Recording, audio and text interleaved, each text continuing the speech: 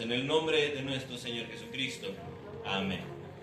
Y ahí les voy a pedir abrir su Biblia en Romanos, la carta a los Romanos, capítulo 12, versículos 1 y 2. Mientras lo van abriendo, rápido los pongo en contexto. Romanos es uno de las mejores cartas, si no es que la mejor, y una obra teológica excelente, perfecta. Romanos 12, versículos 1 y 2. Y durante los primeros 11 capítulos de Romanos, Pablo se dedicó a explicar lo que era la gracia de Dios, lo que era que antes era la ley para los judíos y cómo Dios trabajó en aquel entonces, pero ahora todo es a través de Cristo. Y se dedicó durante 11 capítulos a decir: ahora somos del Espíritu, ahora somos hijos de Dios. Y justo aquí, Romanos 12, 1, 2, es la transición para decir, bueno, si ya entendieron qué significa ser hijo de Dios, ahora, ¿cómo se aplica? ¿Cómo se vive siendo un hijo de Dios? Y estos dos versículos es la transición para explicar esto, para explicar en los siguientes 4 capítulos cómo se debe vivir. Y si lo tienen ahí en su Biblia, verán que tiene el título Deberes Cristianos. Así es como los traductores le han titulado en la versión Reina Valera de nuestra Biblia, Deberes Cristianos. Si lo tienen, ¿qué les parece si lo leemos al unísono, todos juntos? Romanos 12, 1, 2, a la cuenta de 3, 1, 2, 3. Así que, hermanos, os ruego por las misericordias de Dios que presentéis vuestros cuerpos en sacrificio vivo, santo, agradable a Dios, que es vuestro culto racional. No os conforméis a este siglo, sino transformaos por medio de la renovación de vuestro entendimiento, para que comprobéis cuál sea la buena voluntad de Dios, agradable y perfecta. Amén. Pueden tomar asiento, quienes están de pie.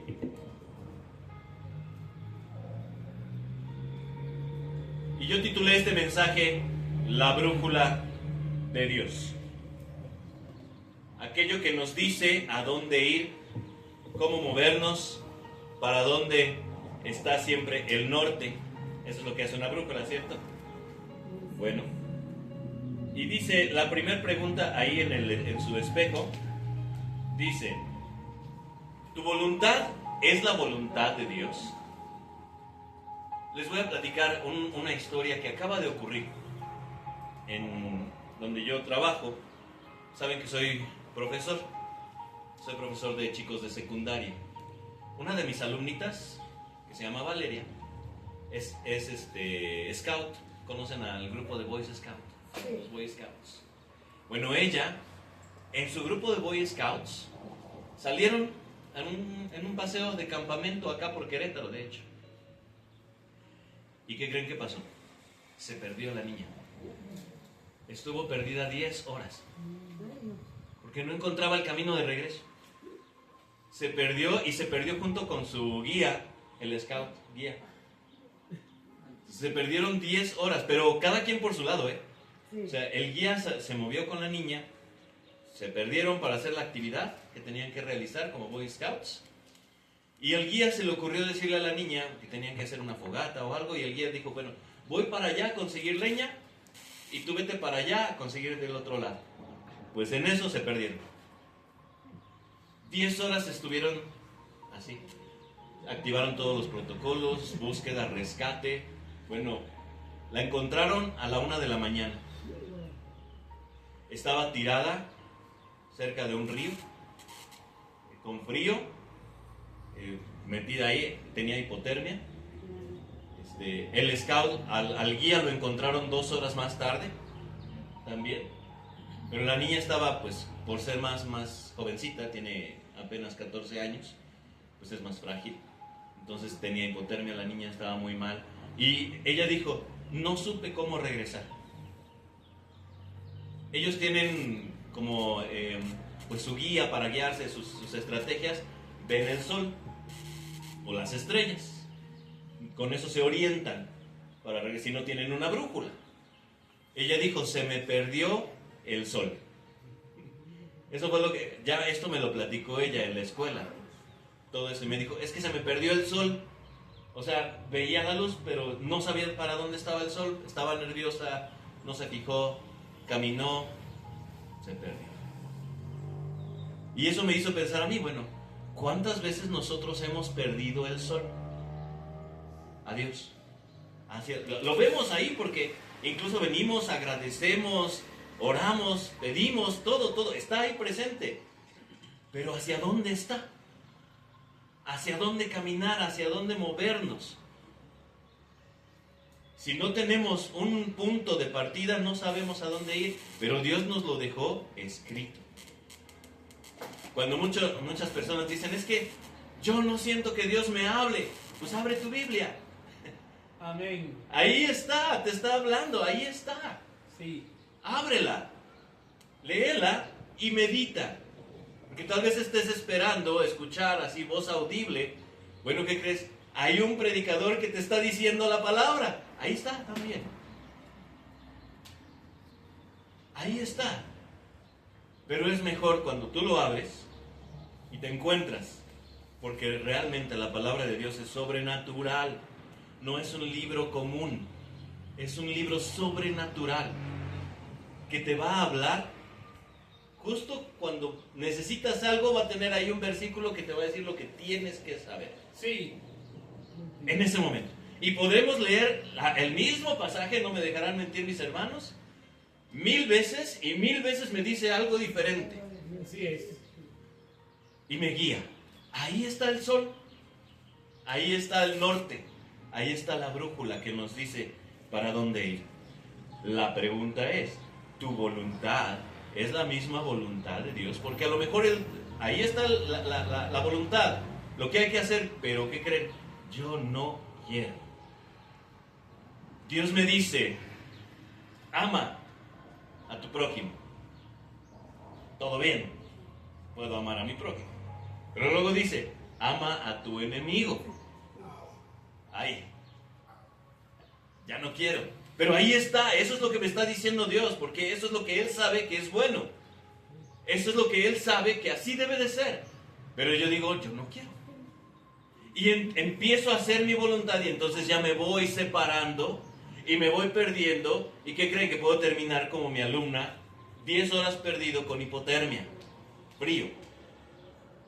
Sí. Solo porque en una sola cosa no quise hacer caso. Y me desvié. Es tu voluntad, la voluntad de Dios. Pero aquí lo siguiente es algo que habló mucho a mi vida esta semana. La pregunta siguiente es, ahí en su espejo, ¿qué tan cristiano eres? El problema es que se piensa que ser cristiano solamente es un estilo de vida, es una religión que se profesa, es algo que, como si hubiese niveles, ¿no? Soy cristiano nivel principiante, soy cristiano nivel avanzado, pero no es así. Es como preguntarles, aquí les puse, ¿qué tan humano eres? Pues ¿qué tan humano soy? Pues soy 100% ser humano. ¿Por qué? Pues porque todos somos seres humanos, no puedo, ni modo que diga, no, es que yo soy mitad perro y mitad humano. Pues no, ¿verdad? Es absurdo.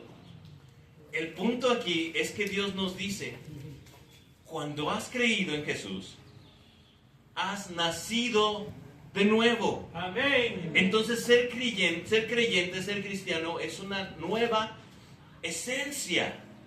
No podemos decir qué tan cristiano eres porque eres 100% cristiano si has creído en el Señor Jesús y le has dado tu vida. 100%. Segunda de Corintios 5:17 dice, porque todas las cosas viejas ya pasaron, todo es hecho nuevo. Amén. Cuando alguien cree en Jesús, todo lo que era su vida anterior ya fue, ya no más. Todo se vuelve a hacer. Es una nueva esencia. Ser cristiano es una esencia, es una naturaleza. Y no se puede quitar o ser más o ser menos. Solo se es. Cuando realmente han creído en Jesús. Claro. Que realmente en su corazón hayan dicho, Señor, yo te necesito. Yo sé que todo lo que yo hice, tú lo pagaste en la cruz. Por ello ahora yo te pido perdón. Quiero ser diferente, renuévame. Y dice en Juan 3:3, cuando alguien le preguntó al Señor Jesús, Señor Jesús, ¿qué tengo que hacer para ver la vida eterna? Y Jesús les dijo, tienes que nacer de nuevo. ¿Y cómo nazco de nuevo? Le dijo aquel fariseo, Nicodemo. ¿Tengo que volverme a meter al vientre de mi mamá para volver a nacer? Y Jesús le dijo, resumiendo, es algo espiritual. Es una esencia. Y le dijo, no te lo puedo explicar. O sea, tú eres un maestro de la ley y no puedes entender cosas que te estoy diciendo simples. ¿Cómo vas a entender las cosas espirituales? Pero ¿qué creen que más adelante nos dice? ¿Quién tiene la mente de Cristo? Los que son de Cristo. Sí. Los que realmente ponen su fe en Él, su esencia es renovada, cambiada, y ahora son cristianos. Ahora, ese título de cristiano fue dado allá en la ciudad de Antioquía, en Grecia. Amén. Realmente, cuando todo comenzó, a la gente que seguía a Jesús les llamaban discípulos. Nada más. Los discípulos de aquel al que llaman Jesús. Pero en Grecia, como la palabra Mesías, en griego se dice Christos, bueno, pues entonces decían, los seguidores del Christos, pues que son los cristianos. Y fue un apelativo que incluso ahí en Antioquía era como despectivo. Pues el cristiano. Y de ahí se quedó hasta la fecha. Pero ser cristiano es más allá del título. Es esencia. Entonces, aquí les puse en su espejo. Ahora, así como podemos decir, es diferente decir ser un humano, un ser humano, a tener calidad humana. Es algo diferente, ¿cierto?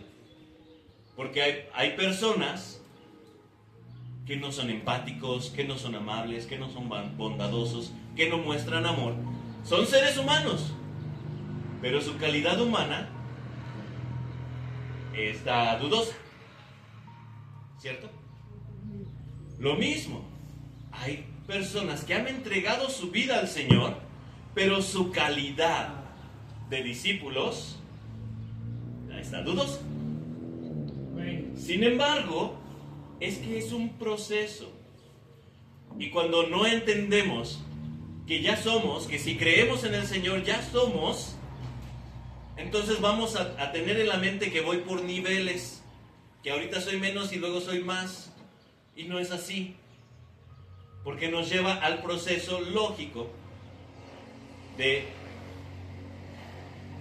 pasar de ser como una oruga a una mariposa. Es su esencia. Pero fíjense lo que dice aquí, y le acabo de decir, proceso lógico.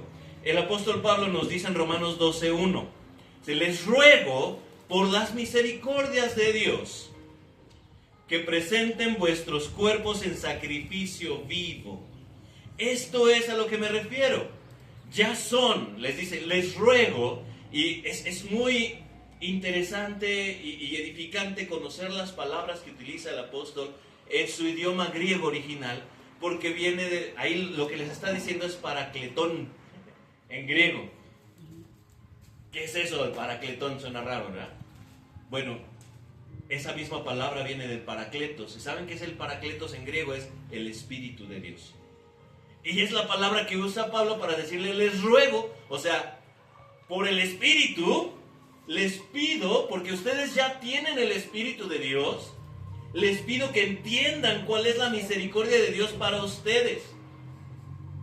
Ahora pues, presenten vuestros cuerpos en sacrificio vivo.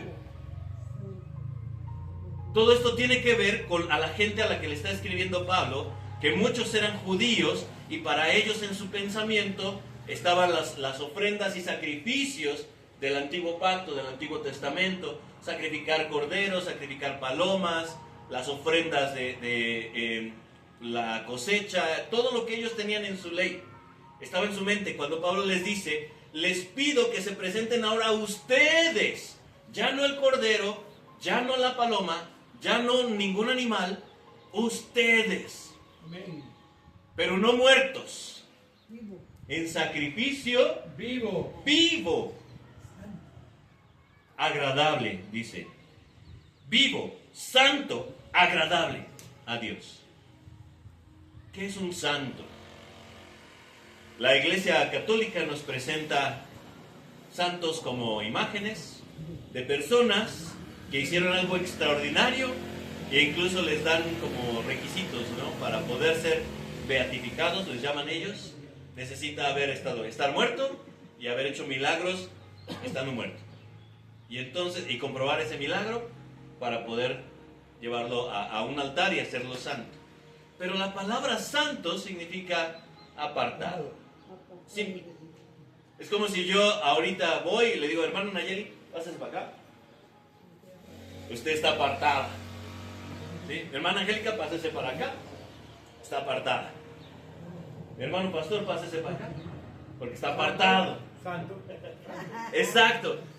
Y vamos a decir lo mismo, pero con la palabra. Hermana Nayeli, pásese para acá porque usted está santa.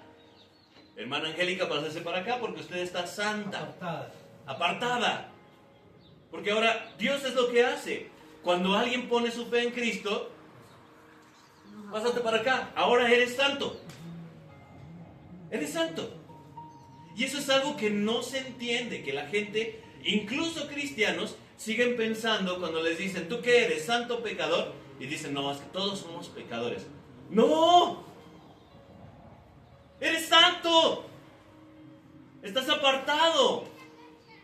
Una cosa diferente es que tengas la capacidad de pecar. Pero si estás apartado, esto es lo que trata de decir Pablo aquí. Le ruego por la misericordia de Dios que presentéis vuestros cuerpos en sacrificio vivo, agradable y apartado. Dice, apartado, estoy parafraseando, apartado, agradable a Dios. ¿Qué es vuestro culto racional? Esas dos palabras, vuestro culto racional. Nuevamente voy al griego porque eso significa logiken latreian. Aquí está escrito. Va a decir, bueno, ¿me está enseñando griego qué? Sí, ¿por qué quiero enseñarles eso? Porque logiken, ¿a qué le suena? ¿A qué palabra le suena en español? Lógico. Lógico. Latrían, así se pronuncia en griego, latrían, se escribe latreian, se pronuncia latría, suena a idolatría. Bueno, aquí es logicalatría, es lo que les dice Pablo. Es vuestro logicalatría. ¿Qué es latría? Es un servicio, es la vida, es la entrega. Eso significa la palabra latría. Latría. Vuestro culto racional es como si dijera, es vuestro culto lógico, es vuestra entrega lógica. Si ustedes ya creyeron en Dios, lo lógico es que se entreguen en sacrificio vivo, agradable y perfecto y santo. Es lo lógico, porque está en su naturaleza. Es lo que está diciendo el apóstol Pablo. Aquí es donde les escribí. O sea, de oruga a mariposa. ¿Sabe la oruga que se va a convertir en mariposa? No. ¿O solo sigue su proceso de vida natural? ¿Qué es lo que hace la oruga? Logicalatría. Sigue su proceso lógico. Ella simplemente se entrega en sacrificio. Porque para convertirse en una mariposa, la oruga se tiene que encerrar en su capullo y tiene que sufrir un proceso en su cuerpo físico donde se tiene que transformar y tiene que destruirse. ¿Conocen el proceso de la oruga a mariposa? Sí. Se tiene que destruir porque todo el cuerpo así medio chistosito de la oruga se deshace y empieza a formarse en alas, y alas hermosas. Pero mientras la oruga está transformándose, le duele. Sin embargo, sigue haciéndolo. ¿Por qué? Porque es logicalatría. Es un proceso lógico. Sigue haciéndolo. El creyente va a tener ese mismo proceso. Creo que encontraron una oruga por ahí. Está escuchando y dice, ay, por eso me voy a transformar en mariposa. Vino a escuchar la predicación. Muy bien. Pues eso es lo que hace. El creyente, ¿qué creen? También va a sufrir. También va a sufrir. Y el Señor Jesucristo dijo, van a venir calamidades, van a venir pruebas, van a venir sufrimiento. ¿Pero qué creen que dijo Él? Pero no teman porque yo he vencido al mundo. En el mundo tendréis aflicciones, dice Jesús, pero no teman porque yo he vencido al mundo. Y si estamos en Él, logicalatría, proceso lógico, culto racional. La entrega de vida, por lógica, nos va a llevar a convertirnos en mariposas, en algo hermoso. Pero va a doler. Está doliendo. Pero todos estamos en ese proceso. Todos estamos en ese proceso. Ese es el punto. Ahora, no es que seas menos o más cristiano. En el proceso vas o al principio o más adelante. A lo mejor ya vas madurando más o menos. Pero el mismo proceso es el ser humano. Nacemos y somos un bebé. ¿Qué tan humano es un bebé? Es tan humano como yo, ¿cierto? Sí. Aunque soy un adulto, el bebé es tan ser humano como yo. Pero el bebé va creciendo en su proceso de madurez. Lo mismo. Y este proceso para el creyente se llama santificación. Amén. Somos apartados, pero ahora el Señor nos va haciendo madurar poco a poco en el proceso lógico. Y Pablo dice, pues no tengan miedo, enfrenten las cosas, porque es su proceso lógico. Les ruego por el Espíritu Santo que está en ustedes, por todo lo que ya hizo Dios, simplemente que sigan su proceso lógico. Presenten sus cuerpos en sacrificio vivo, agradable, santo y perfecto, agradable a Dios. Porque este es vuestro culto racional, este es su proceso lógico. Y luego el versículo 2, perdón, me salté un poquito, quería enfatizar esto, la diferencia entre logicalatría e idolatría, que así se dice en griego, idolatría, que es entregar la vida a una imagen, a un ídolo o a cualquier cosa. Esa es la diferencia, logicalatría, idolatría. Logicalatría es entregar la vida, entregar todo el ser al proceso natural en Dios. Idolatría es entregarse a cualquier otra cosa, otros deseos. Sí, solemos pensar que la idolatría es hacia imágenes, pero ¿acaso no idolatramos a veces a la familia, al trabajo, al dinero, a las posesiones? Ahí le entregamos nuestra vida. A donde entregues toda tu vida, ahí está realmente tu corazón. Si es con Dios, es logicalatría, es tu culto racional. Si es a otra cosa, es idolatría.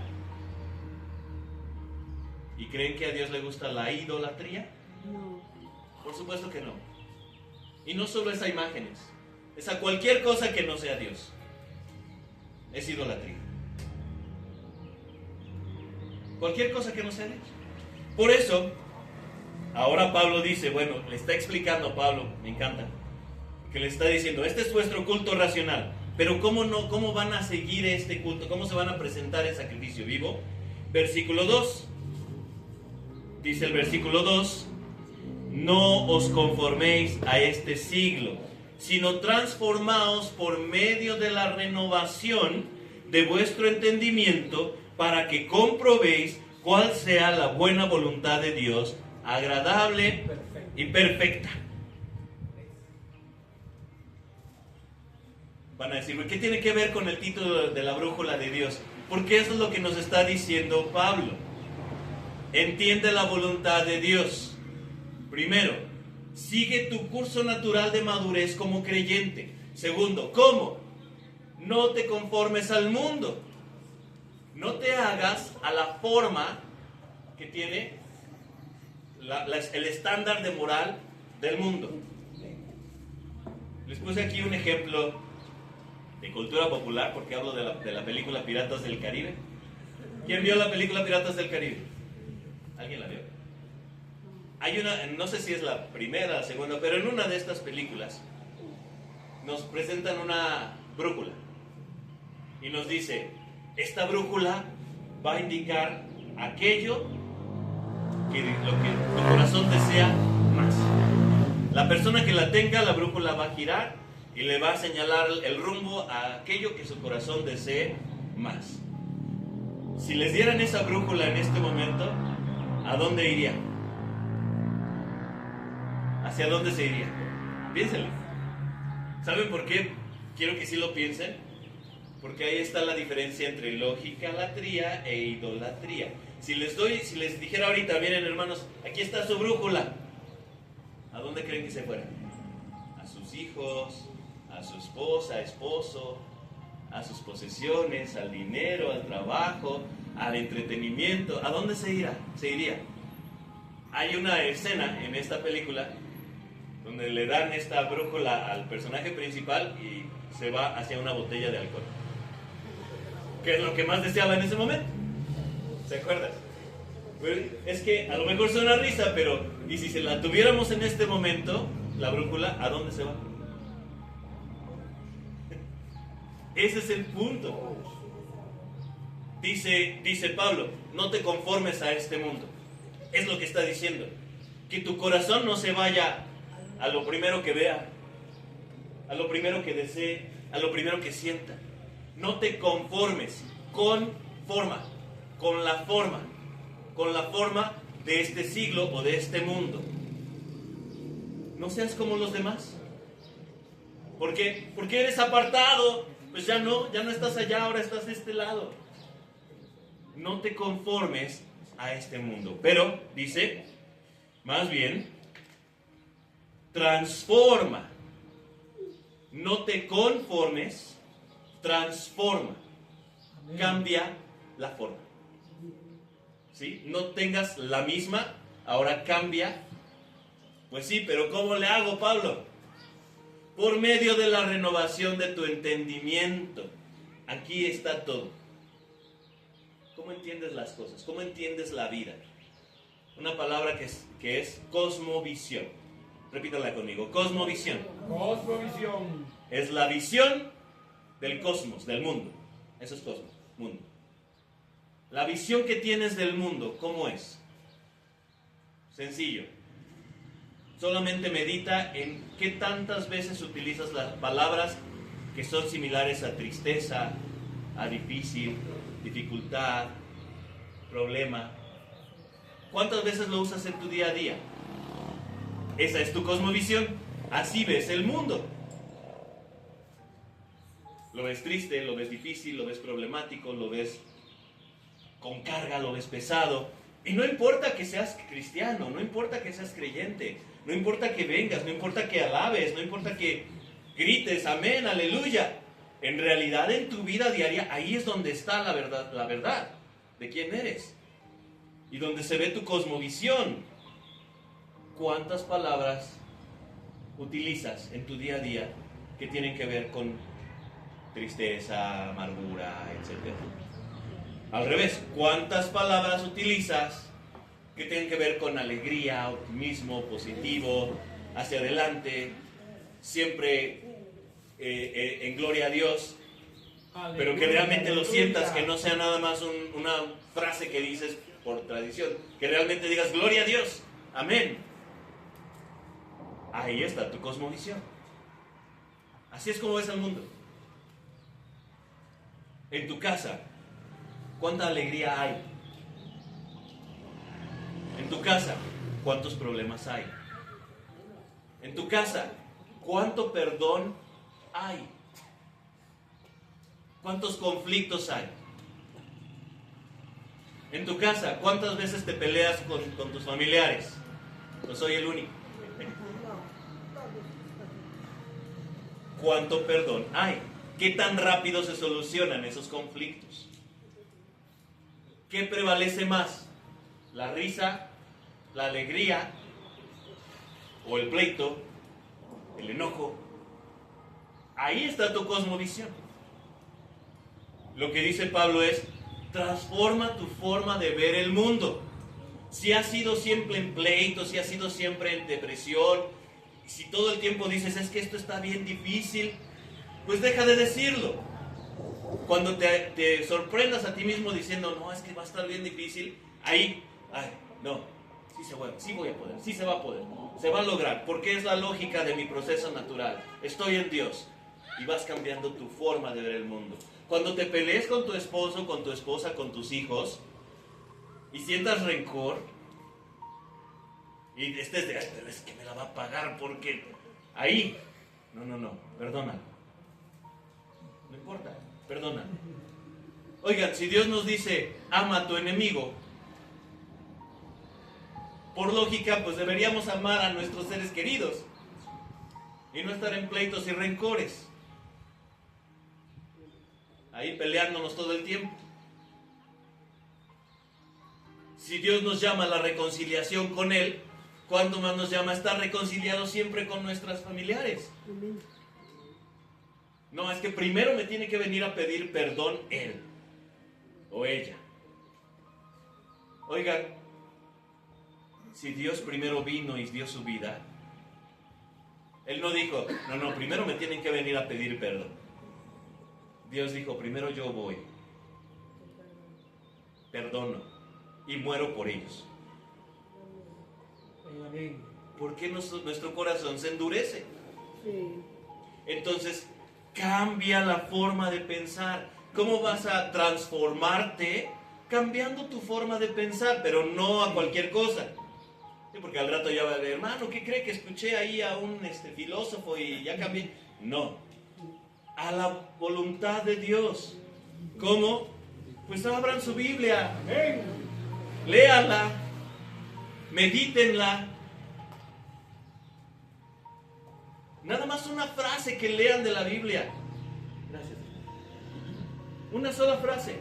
Y que la traigan todo el tiempo en su mente.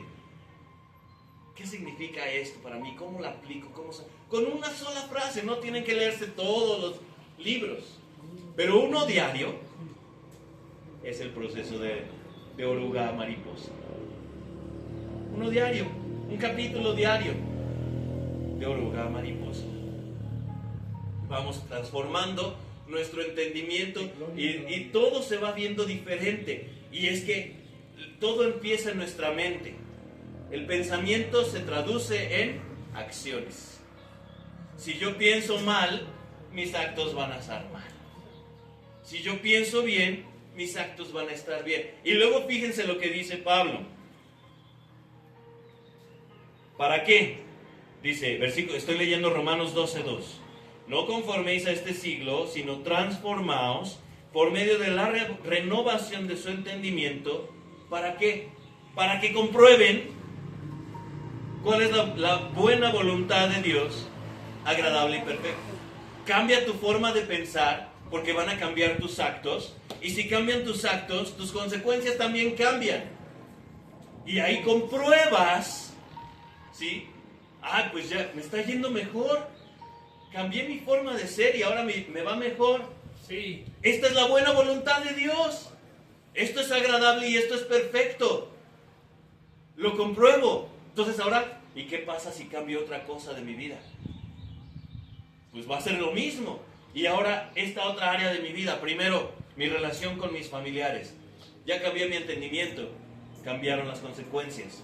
Ahora mi relación con el dinero. Ya cambié mi entendimiento. Cambiaron mis consecuencias. Mi relación con el perdón, cambió mi entendimiento, cambió mi consecuencia. Para que comprueben la buena voluntad de Dios. Agradable. Y fíjense, qué bonito, porque dice, la voluntad de Dios es agradable. Ama a tu enemigo. No quiero, Señor. Ama a tu enemigo. No quiero, Señor. Ama a tu enemigo. Ok, transformo mi mente. No significa voy a mi enemigo, le voy a dar un abrazo y... No, pero dejo de sentir ese rencor. Dejo de... Ok, Señor, tú sabes, lo dejo ahí. Hay otro versículo donde dice Pablo, no paguen mal por mal, paguen bien. Aunque les hagan mal, respondan con bien. Respondo con bien, Señor. Me maldijeron, yo bendigo. Cambió mi entendimiento, cambia la consecuencia. Estoy más en paz, estoy tranquilo. ¿Y qué creen?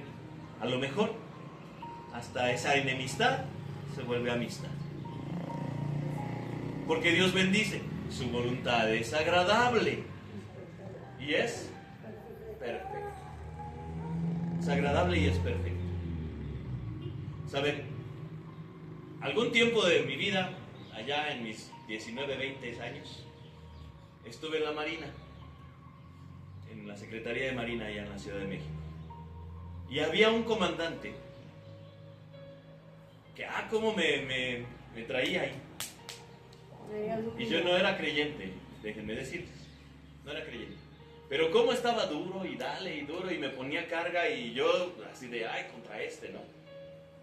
Un día decidí cambiar, y no era creyente, tengo que decirlo, no era creyente, pero decidí cambiar y le empecé a llevar dulces. Nada más le empecé a llevar dulces. Y como que me veía así de, traerá veneno el dulce.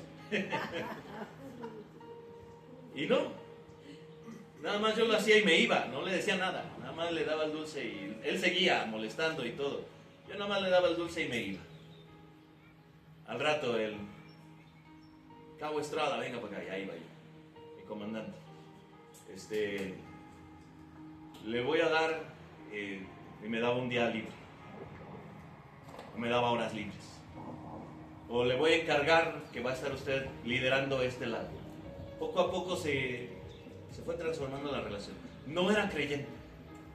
Ahora siendo creyente, ¿cuánto más? ¿Cuánto más? No lo entendía en aquel entonces, lo hice como una estrategia para que me dejara de molestar, nada más. Pero ahora entendiéndolo, que eso es lo que pedía a Dios, le voy a compartir el evangelio a ese comandante. Ahora es diferente. No somos, escuchen esto, no somos perfectos, estamos siendo perfeccionados. Díganlo conmigo, no soy perfecto, estoy siendo perfeccionado, pero soy santo. Y díganlo también conmigo, pero soy santo. Soy santo, amén. Soy santo. Claro que sí somos santos. El proceso, esto es para concluir, el proceso consiste en dejar que Dios transforme mis deseos a sus deseos.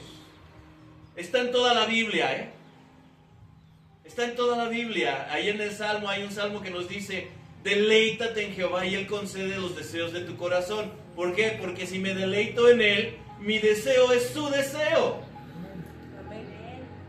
El proceso consiste en dejar que Dios transforme mis deseos a sus deseos. Y así voy a comprobar lo que realmente quiere Dios en mi vida. Y eso va a ser agradable, eso va a ser perfecto. Amén. ¿Por qué? Es en mi proceso lógico como hijo de Dios. Así que vamos a orar. Levante sus manos. Sí, amén. Póngase de pie si así lo gusta, si no en su lugar, no importa. Solo entregue su mente al Señor y dígale, Señor, te doy gracias, Padre, porque me has enseñado que soy santo, porque he creído en ti. No soy pecador. No quiero pecar. Soy santo. Por lo tanto, mi entrega debe ser a ti, Señor, y vivir mi proceso lógico. Voy a cometer errores, pero me voy a levantar porque tú me levantas. Voy a vivir el proceso. A lo mejor me va a doler, Señor, pero es como de una oruga a una mariposa. Sé que estás trabajando en mí y haces conmigo algo hermoso y precioso, Señor. Y quiero ser eso, algo hermoso y precioso, porque es mi responsabilidad mostrar tu gloria en la tierra. Para eso tú nos hiciste, Señor. Para eso tú pensaste en nosotros desde antes de la fundación del mundo, para que seamos a la imagen del primero, que es Cristo Jesús. Para mostrar esa imagen al mundo, para decirle al mundo: hey, sé santo, porque Dios es santo. Enfrenta la vida en la voluntad de Dios, porque su voluntad es agradable y es perfecta. Para no quedarnos en hipotermia, Señor, perdidos 10 horas, 10 años. Para estar contigo cerca, Señor. Para recibir tu bendición. Para recibir tu espíritu. Para ser renovados, transformados y que nuestra esencia ya no sea del mundo, ahora es apartada.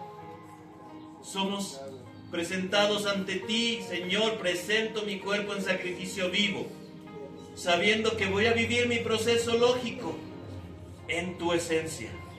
Y ahora, Señor, haz conmigo conforme tu voluntad. Ayúdame, Señor, a permanecer en esa voluntad.